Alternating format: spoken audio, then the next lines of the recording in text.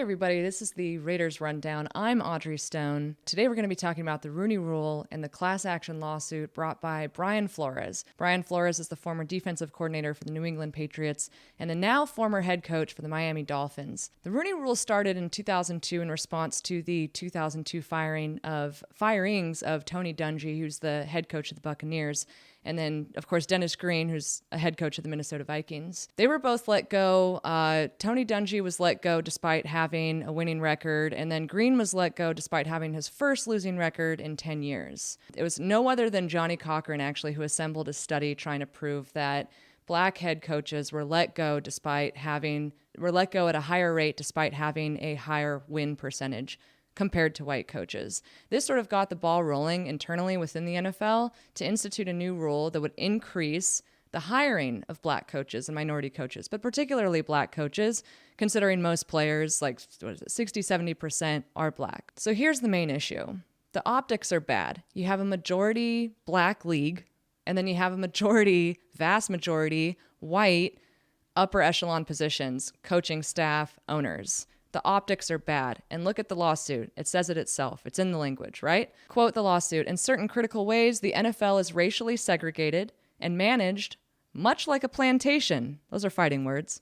Its 32 owners, none of whom are black, profit substantially from the labor of NFL players, 70% of whom are black. The owners watch the games from atop NFL stadiums in their luxury boxes, while their majority black workforce put their bodies on the line every Sunday, taking vicious hits and suffering debilitating injuries to their bodies and their brains, while the NFL and its owners reap billions of dollars. Sort of funny to me that this lawsuit isn't taking aim at the vicious hits and debilitating injuries. It's basically just saying it wants an equal number of black and white players to get injured, seriously, while other people watch. Also, Flores is a head coach, not a player, so he's already one of the people watching other people get injured, watching other people do the work on this plantation. It's all very confused and confusing.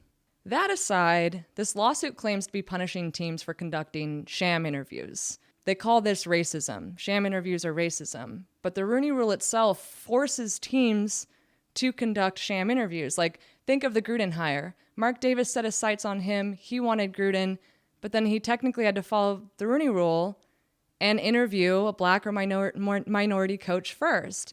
It's like encouraging sham interviews in that situation. So it's interesting. I don't know if this is the best way to go about increasing racial diversity in the NFL. I think that would be the issue here.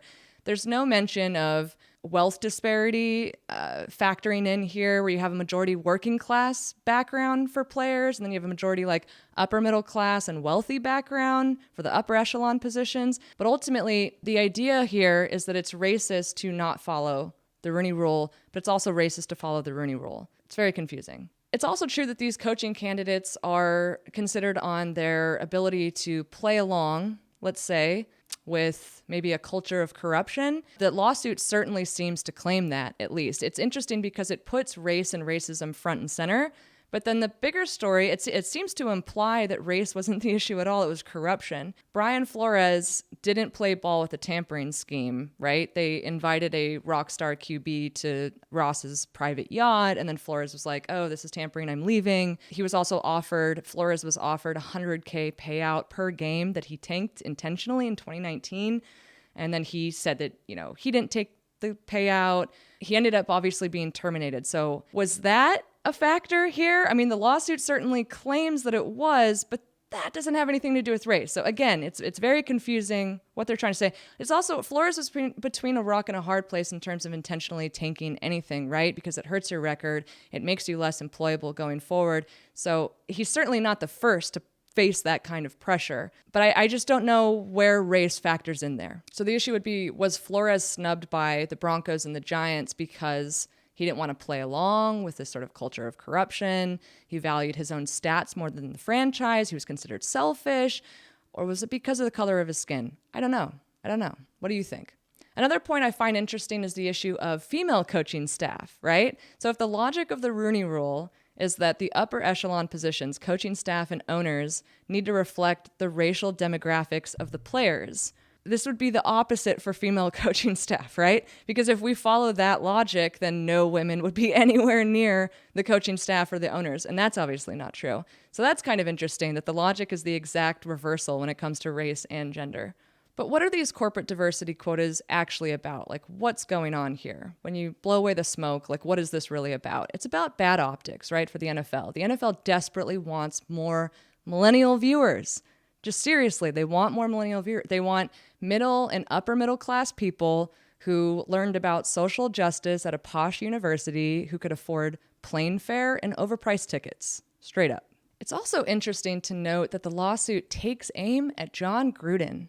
Former head coach of the Raiders, Jon Gruden, who was, some would say canceled, some would say voluntarily resigned because he just realized that he was just such a mean bigot that he just had to spare everyone his presence. I don't know, you pick your side. But they bring him up and they mention that the firing of Reggie McKenzie, and then they bring up a stat that when Gruden took over, the black players on the team, it went from 82.3% to 67.2%, and that's evidence that Gruden is a racist monster. Are you seriously, like, you can't make this stuff up. They say this in the lawsuit.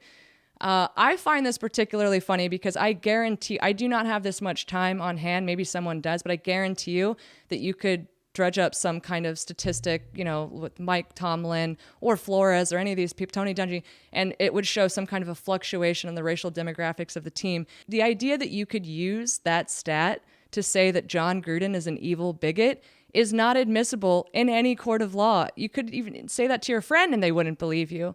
It would only be admissible in some kind of bizarre Stalinist purge trial where the defendant is forced to admit unconscious sin under extreme duress. Really interesting that they slipped that in there and threw some shade at Jon Gruden. Perhaps this lawsuit is aimed at more aggressively creating a racialized job bracket than the Rooney Rule was able to accomplish. Perhaps that's the aim. Perhaps it's also intending to inflame racial tensions among many people in order to turn public opinion, particularly in Raider Nation, against Jon Gruden, who has an ongoing lawsuit against the NFL. And courts will decide whether to grant the NFL's motion to dismiss, I think it's February 23rd, so it's coming up. Most of the language of this lawsuit is unserious demagogy about race. It undermines itself by actually making the termination of Brian Flores about corruption. And its ultimate argument is that the Rooney Rule is being followed too closely by forcing teams to interview people based on skin color instead of winning record, chances of success, and then the usual nepotism. It's very confusing. But I suppose if the NFL is facing two major lawsuits, one against racism and one for racism, who they would say that's about, then it might be easier for the NFL to just claim that both are frivolous complaints by whiny head coaches who think they deserve special treatment. And of course, that would further undermine Gruden's whole case. I don't know. What do you guys think? Let me know in the comments. If you made it this far, I'm very happy. Thank you so much. Please remember to like and subscribe.